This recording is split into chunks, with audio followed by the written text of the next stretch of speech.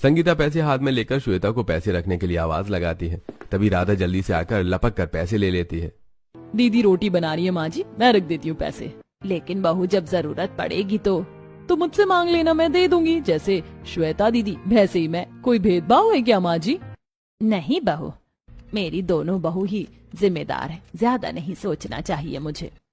राधा पैसे लेकर अपनी अलमारी में रख देती है। वहीं संगीता जी का घर डबल फ्लोर का बना हुआ था, जिस कारण दोनों बहुएं ऊपर के फ्लोर में रहा करती थी और नीचे के फ्लोर में संगीता जी।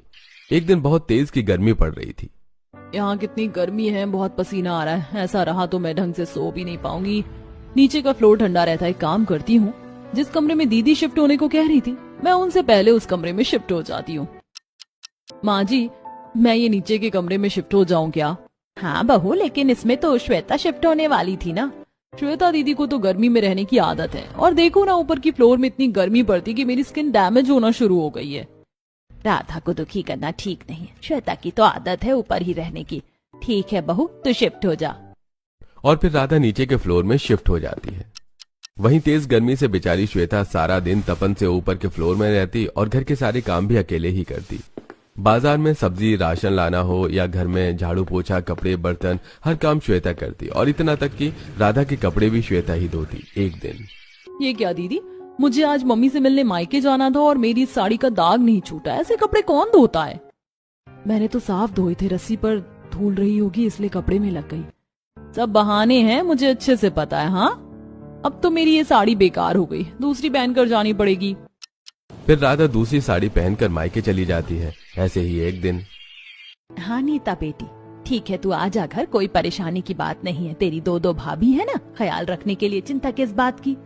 किसका फोन था माँ जी?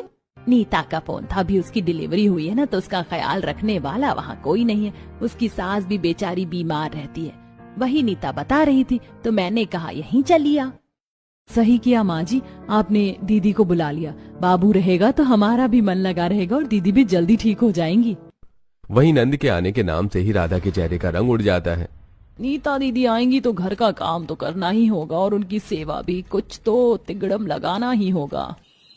रात में पति से, आज ही घर पर माँ की तबीयत ठीक नहीं है, तो मैं सोच रही थी कि माँ से मिलकर आ जाती हूँ। कल तो बाजार में मिली थी, माँ एकदम ठीक थी। अरे अचानक से उनकी तबीयत खराब हो गई, सीढ़ियों से गिर गई थी तो पैर में मोच आ गई, सोचा मिलाती हूँ। ठीक है, एक बार माँ से बात कर लेना। अगले दिन जब नीता आने वाली होती है तो, माँ जी, मैं माँ से मिलने जा रही हूँ। अरे बहू, तू अभी 3 दिन पहले तो मायके गई थी। माँ जी, वो माँ की तबीयत नहीं सही तो सोचा मिल आती हूँ। ठीक है, मिल के